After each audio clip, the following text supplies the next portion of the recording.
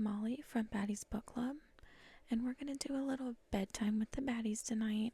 I'm going to read one of my favorite chapters, or part of my favorite chapter, from one of my favorite books. This is A Court of Wings in Ruin by Sarah J. Maas, Chapter 25.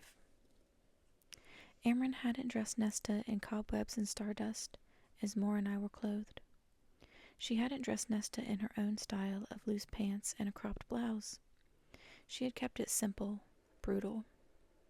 A dress of impenetrable black flowed to the dark marble floors of the throne room of hewn city, tight through the bodice and sleeves, its neckline skimming the base of her pale throat. Nesta's hair had been swept into a simple style to reveal the pains of her face, the savage clarity of her eyes as she took in the assembled crowd, the towering carved pillars and the scaled beasts twined around them, the mighty dais and the throne atop it, and did not balk. Indeed, Nesta's chin only lifted with each step we took towards that dais. One throne, I realized. That mighty throne of those twined, scaly beasts. Reese realized it too, planned for it. My sister and the others peeled away at the foot of the dais, taking flanking positions at its base. No fear, no joy, no light in their faces. Asriel at Moore's side looked murderously calm as he surveyed those gathered. As he beheld Keir, waiting beside a golden-haired woman who had to be Moore's mother, sneering at us. Promise them nothing, Moore had warned me. Reese held out a hand for me to ascend the dais steps. I kept my head high, back straight, as I gripped his fingers and strode up the few stairs toward that solitary throne. Reese only winked as he gracefully escorted me right onto that throne, the movement as easy and smooth as a dance. The crowd murmured as I sat, the black stone bitingly cold against my bare thighs. They outright gasped as Reese simply perched on the arm of the throne, smirked at me, and said to the Court of Nightmares, "Bow." For they had not, and with me seated on that throne, their faces were still a mixture of shock and disdain, as they all dropped to their knees. I avoided looking at Nesta while she had no choice but to follow suit, but I made myself look at Keir, at the female beside him, at anyone who dared to meet my gaze. Made myself remember what they had done to Moore, now bowing with a grin on her face, when she was barely more than a child. Some of the court averted their eyes. I will interpret the lack of 2 thrones to be due to the fact that this visit came upon you quickly, Reese said with lethal calm. And I will let you all escape without having your skin flayed from your bones as my mating gift to you. Our loyal subjects, he added, smiling faintly. I traced a finger over the scaly coil of one of the beasts that made up the arms of the throne. Our court, part of it. We needed them to fight with us, to agree to it, tonight.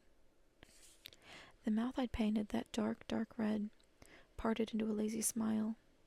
Tendrils of power snaked toward the dais, but didn't dare venture past the first step, testing me, what power I might have, but not getting close enough to offend Rhysand.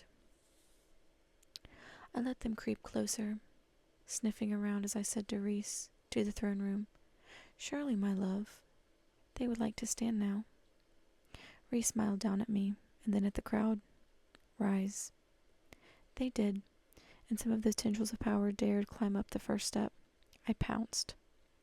3 gasps choked through the murmuring room as I slammed talon-sharp magic down upon those 2 curious powers, dug in deep and hard. A cat with a bird under its paws, several of them. "Do you wish to have this back?" I asked quietly to no one in particular. Near the foot of the dais, Keir was scowling over his shoulder, his silver circlet glinting atop his golden hair. Someone whispered in the back of the room. "Don't you know," Reese purred to the crowd, "that it's not polite to touch a lady without her permission?" In answer, I sank those dark talons in further, the magic of whoever had dared try to test me, thrashing and buckling. "Play nice," I crooned to the crowd. 3 separate flurries of motion warred for my attention. Someone had winnowed outright, fleeing. Another had fainted, and a third was clinging to whoever stood beside them, trembling. I marked all their faces, Amron and Nesta approached the foot of the dais. My sister was staring as if she'd never seen me before. I didn't dare break my mask of bemused coolness. Didn't dare ask if Nesta's shields were holding up, if someone had just tried to test her as well. Nesta's own imperious face yielded nothing. Amron bowed her head to Rhys, to me. "By your leave, High Lord." Rhys waved an idle hand. "Go enjoy yourselves." He jerked his chin to the watching crowd. Food and music. Now. He was obeyed, instantly. My sister and Amron vanished before the crowd could begin milling about, striding right through those towering doors and into the gloom. To go play with some of the magical trove kept here, to give Nesta some practice for whenever Amron figured out how to fix the wall. A few heads turned in their direction, then quickly looked away as Amron noticed them. Let some of the monster inside show. We still had not told her of the bone carver, of the prison visit. Something a little bit like guilt coiled in my stomach, though I supposed I had to get used to it, as Rhys curled a finger towards Kier and said, "The council room. 10 minutes. Kier's eyes narrowed at the order, the female beside him keeping her head down, the portrait of subservience. What more was supposed to have been? My friend was indeed watching her parents, cold indifference on her face. Asriel kept a step away, monitoring everything.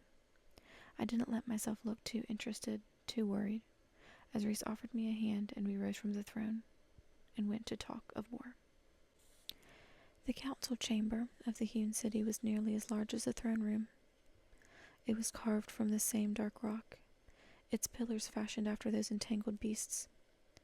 Far below the high domed ceilings, a mammoth table of black glass split the room in two, like a lightning strike, its corners left long and jagged, sharp as a razor. Rhys claimed a seat at the head of the table. I took the one at the opposite end. Asriel and Moore found seats on one side, and Kier settled into a seat on the other. A chair beside him sat empty. Rhys leaned back in his dark chair, swirling the wine he had been poured by his stone-faced servant a moment before. It had been an effort not to thank the male who filled my goblet, but here I did not thank anyone. Here I took what was mine and offered no gratitude or apologies for it. "I know why you're here," Kier said without any sort of preamble. "Oh?" Rhys's eyebrows arched beautifully. Kier surveyed us, distaste lingering on his handsome face. "Hybern is swarming. Your legions," a sneer from Asriel, at the Illyrians he represented, "are gathering." Kier interlaced his long fingers and set them upon the dark glass. "You mean to ask for my Darkbringers to join your army?" Rhys sipped from his wine. "Well, at least you spared me the effort of dancing around the subject." Kier held his gaze without blinking. "I will confess that I find myself sympathetic to Hybern's cause." Moore shifted slightly in her seat. Asriel just pinned that icy, all-seeing stare on Kier. "You would not be the only one," Rhys countered coolly. Kier frowned up at the obsidian chandelier, fashioned after a wreath of night-blooming flowers, the center of each a twinkling silver fey light. "There are many similarities between Hybern's people and my own. Both of us trapped, stagnant. Last I checked," Moore cut in, "you have been free to do as you wish for centuries. Longer." Kier didn't so much as look at her, earning a flicker of rage from Asriel at the dismissal. "Ah, but are we free here? Not even the entirety of this mountain belongs to us, not with your palace atop it." "All of this belongs to me, I'll remind you," Rhys said wryly. "It's that mentality that allows me to find Hybern's stifled people to be kindred spirits." "You want the palace upstairs, Kier? Then it's yours." Rhys crossed his legs. "I didn't know you were lusting after it for so long." Kier's answering smile was near serpentine. "You must need my army rather desperately, Rhysand." Again, that hateful glance at Asriel. "Are the overgrown bats not up to snuff anymore?" "Come train with them," Asriel said softly, "and you'll learn for yourself." In his centuries of miserable existence, Kier had certainly mastered the art of sneering, and the way he sneered at Azrael. Moore's teeth flashed in the dim light. It was an effort to keep myself from doing the same. "I have no doubt," Reese said, the portrait of glorious boredom, "that you've already decided upon your asking price." Kier peered down the table to me, looked his fill as I held his stare. "I did?" My stomach turned at that gaze, the words. Dark power rumbled through the chamber, setting the onyx chandelier tinkling. "Tread carefully, Kier." Kier only smiled at me, then at Reese. Moore had gone utterly still. "What would you give me for a shot at this war, Rhysand? You hoard yourself to Amarantha, but what about your mate?" He had not forgotten how we treated him, how we'd humiliated him months ago. And Reese? There was only eternal, unforgiving death in his face, in the darkness gathering behind his chair. "The bargain our ancestors struck grants you the right to choose how and when your army assists my own. But it does not grant you the right to keep your life, Kier, when I grow tired of your existence." As if in answer, invisible claws gouged deep marks in the table, the glass shrieking. I flinched. Kier blanched at the lines now inches from him. "But I thought you might be hesitant to assist me," Reese went on. I'd never seen him so calm. Not calm, but filled with icy rage. The sort I sometimes glimpsed in Azrael's eyes. Reese snapped his fingers and said to no one in particular, "Bring him in." The doors opened on a phantom wind.